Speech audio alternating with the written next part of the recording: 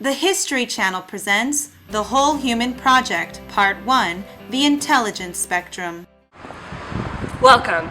This week, to commemorate the 75th anniversary of the Whole Human Education Act, join us as we look back on the beginnings of the Whole Human Academy, America's modern way of educating children. Intelligences. When we hear this word, we think of a rainbow of abilities that ranges from a person's own self-understanding to physical skills, abilities with music, mathematics, and language. But our understanding of human intelligence was not always so complex. Until the Whole Human Academy's Education Act of 2034, American educators took a myopic view of intelligences. Where we now see a multifaceted array of human ability, they saw only two generalized abilities, mathematical and linguistic. And either you had these abilities, or you did not.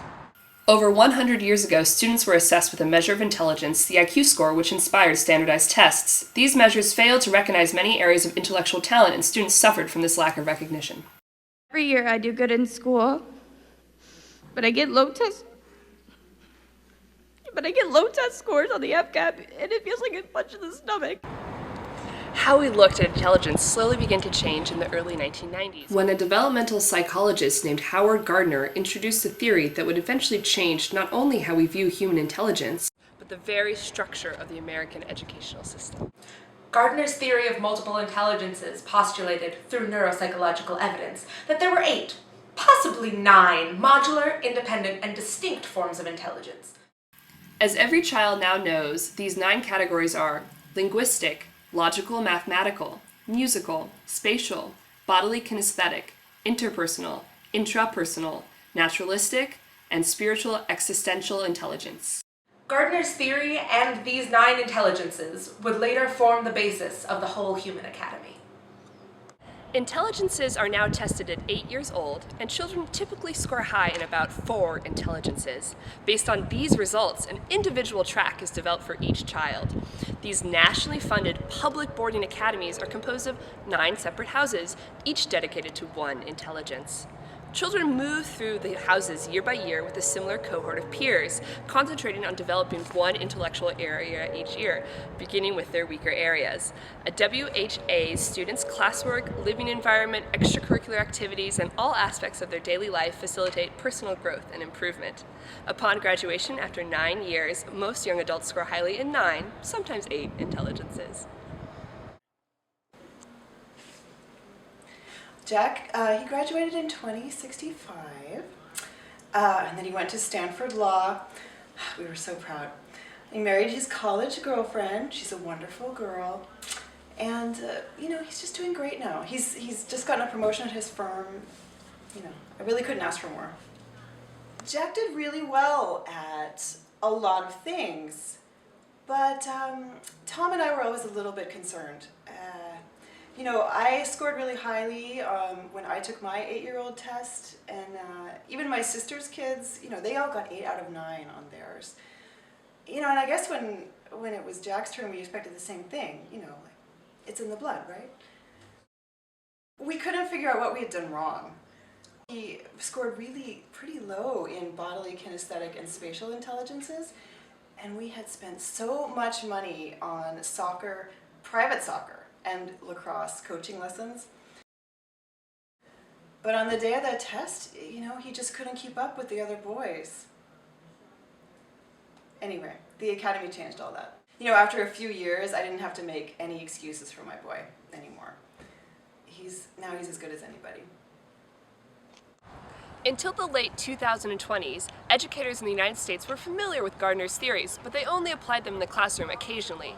Then, in 2031, education researcher Madaline Cogright had a vision, an entire school designed from the ground up to foster each of Gardner's multiple intelligences equally. This whole project arose out of my vision of a future where children's gifts would be maximized, with a highly specialized curriculum targeting areas of weakness, providing the proper environment to foster what Gardner considered, despite their biological origins, to be flexible intelligences. We started at a small charter school in Southern California, implementing specialized programs that targeted each of Gardner's 9 intelligences and administered them to students with weaknesses in those particular areas.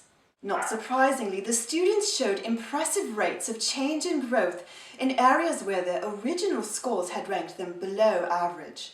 And thus, the whole human project was born. Since the bill was passed last year, we've seen amazing results.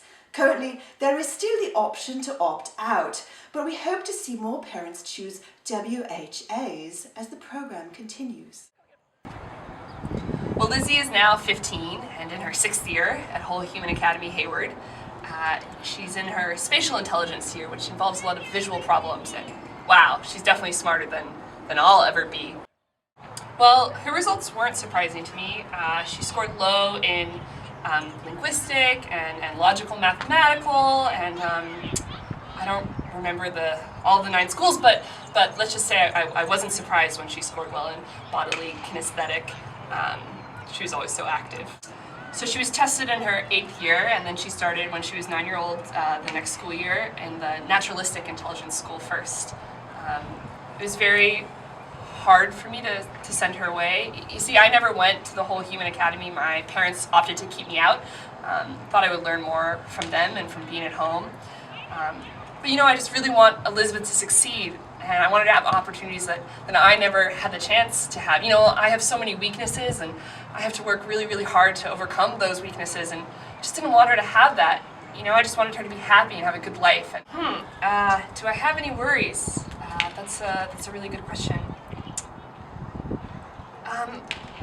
Well, I guess sometimes I worry. I mean, when all these young, amazing, talented people have to focus on getting better at so many things, do they ever lose what makes them different or special? Hi, I'm Lana, and I'm about to graduate from Whole Human Academy San Francisco. I'm so excited. It's my 8th year. I can't believe it's gone by so fast. Oh yeah, of course I remember. It was like yesterday. So I scored really low in my interpersonal intelligence test because I'm like an only child, so I was really shy and reticent, and they threw me into this hyper socialized setting. I had roommates. I had 3 roommates in my dorm, and all of the classes were like group projects and just very social, socially driven activities, and it was hard at first. I would call my parents sobbing all the time, but after a while I got used to it, and I find it's amazing now because I consider myself to be such an outgoing person, and I didn't used to be. So it's funny because naturalistic intelligence was originally one of my lower scores when I took the 8-year test, but after my naturalistic year I decided that I wanted to go into the sciences, and now I'm going to become a botanist. So yeah. The most valuable thing I think I've taken away from this whole experience is that no one intelligence is greater than any other intelligence, but you do need all of them in order to succeed in life. Could you imagine what it would be like to be only gifted in like one area or 2 areas? You'd come up against obstacles and you wouldn't have the tools that you need to overcome them. So the Whole Human Project changes all that because they provide you with this well-rounded education. They build on your weaknesses just as much as they foster your talents and your strengths. So everyone on my track, when we got tested originally, we all had similar strengths and weaknesses, so they put us into this similar track where we all took the same years in the same order. And it's amazing because over time you become like family, and you watch each other change and grow. You start off in the program thinking you're one type of person, and then by the end, before you know it, you're the truest, fullest, best version of yourself that you never thought could be possible. So I'm not perfect, but if you think of perfection more like unlocking your potential, then I think we all could be perfect. We've come a long way since the start of the millennium. Now our nation's children have every opportunity to perfect all of their intelligences. And where we go from here will be in their hands, the hands of whole humans.